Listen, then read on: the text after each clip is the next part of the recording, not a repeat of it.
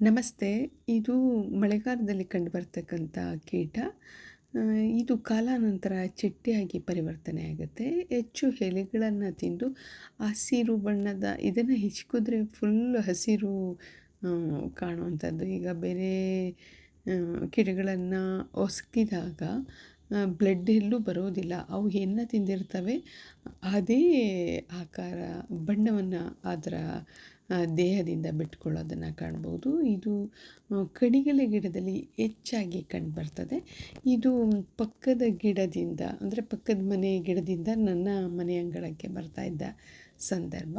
ಹಾಗಾಗಿ ನಾನು ಇದನ್ನು ವಿಡಿಯೋ ಮಾಡಿಕೊಂಡೆ. ನೋಡಿ ಎಷ್ಟು ಚಂದದ ಹಸಿರು ಅಂದರೆ ಒಂದೊಳ್ಳೆಯ ಬಣ್ಣದ ಕಾಂಬಿನೇಷನ್ನು. ನಾವು ಸೀರೆ ಉಡಲಿಕ್ಕೆ ಒಂದೆಷ್ಟು ಚಂದದ ಬಣ್ಣದ ಆಕಾರವನ್ನು ಆಯ್ಕೆ ಮಾಡ್ತೀವಿ.